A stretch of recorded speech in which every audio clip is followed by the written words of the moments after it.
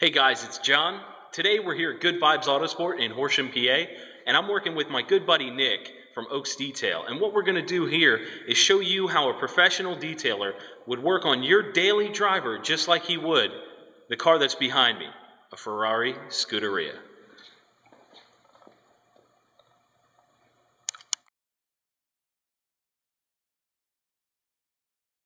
It's important because whether it's an exotic like this Ferrari, your daily driver, a weekend car, or your treasured classic, they're all the same.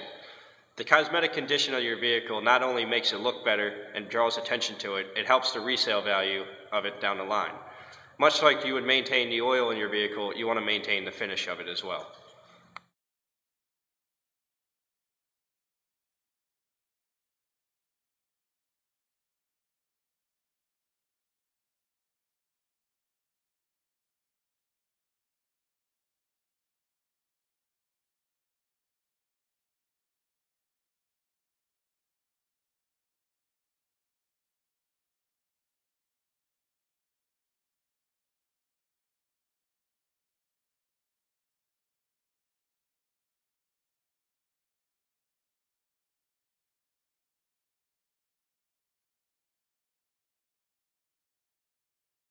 The prep process of the vehicle really brings out the final results of the detail. With that said, you don't want to be polishing dirt into the paint. You want to make sure that it is completely bare and ready to be polished. On this particular vehicle, we can't use any spray wheel cleaners because of the ceramic disc brakes here. Simply because the material in the brakes just reacts poorly with the cleaners themselves. So we're only using a simple soap and water content on the wheels and the brakes itself, nothing to be sprayed here.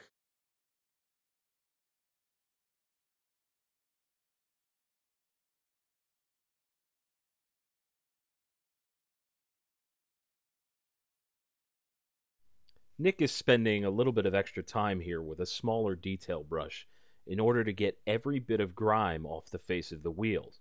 This will give us a much better end result. Also note that Nick is using a slightly bigger brush to get behind the spokes.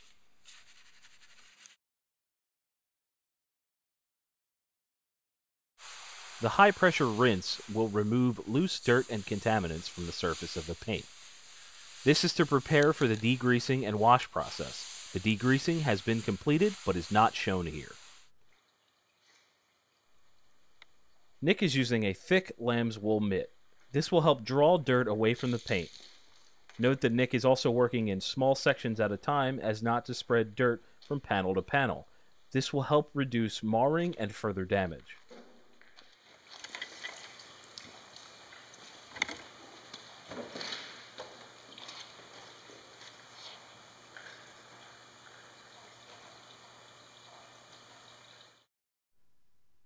Nick is now rinsing off the car following the wash.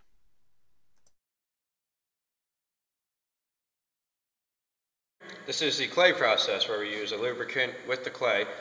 Depends on the grade of clay you're using. We have fine, mild, aggressive. There's various kinds of clay to use. You want to really base the clay on the vehicle you're using and how contaminated it is. That said, you use the lubricant to create a barrier of protection between the clay and the paint so as to reduce the friction so you don't mar the paint or cause any damage to the paint itself. And you're just working with the top layer of paint to pull out any contaminants and dirt still there that aren't removable from the degreasing and the wash process. Using firm and even pressure, you want to work in small, well-lubricated sections. When you have finished the clay process, you want to rewash and rinse the vehicle to remove all residue left behind.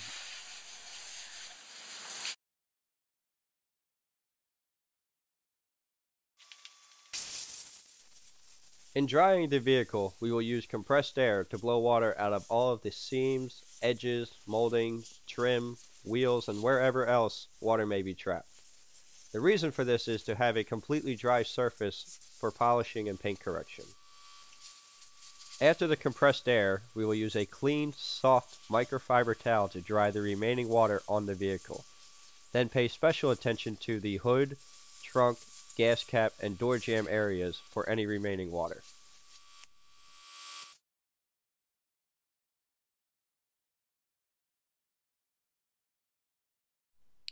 We tape off non-painted surfaces that meet with painted surfaces to prevent damage. We also tape off grills and vents to prevent polishing dust from getting in.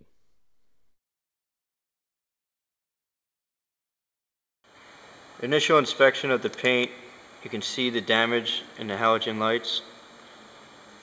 Lots of micro swirls and marring. Next we will use the paint gauge to see how thick the paint is around the car.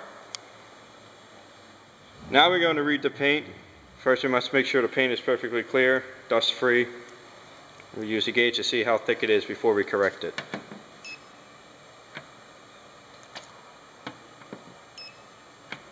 You can see the gauge changes due to different depths at different points of the car. It's already been calibrated to be used on aluminum panels. This is just a general demonstration. We do about 10 to 20 points of each panel of the vehicle before correcting it. We take paint readings because polishing and buffing can reduce the overall depth of the paint, and we want to prevent it from getting too thin.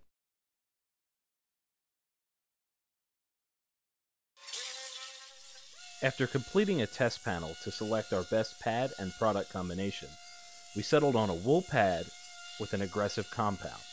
This is the first step in correction for this particular vehicle.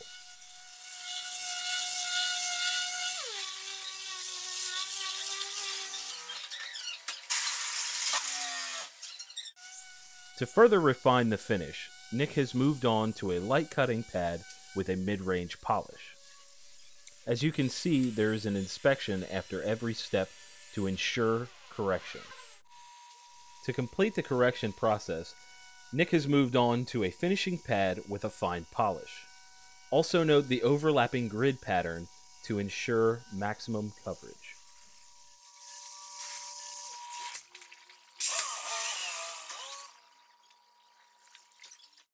Here are some 50-50 photos of the Ferrari. The left side is uncorrected, while the right side is corrected. Here is an example of what lengths professionals will go to.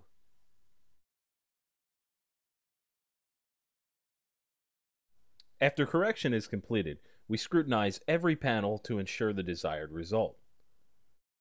We then apply a wax or sealant to the painted surfaces and wheels, as well as applying a small amount of tire shine and treat the windows.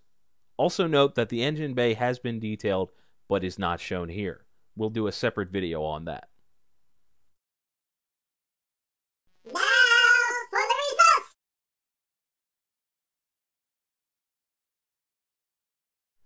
We'd just like to say thanks to everybody that helped out and supported us with this project. Also, thanks to you guys for watching.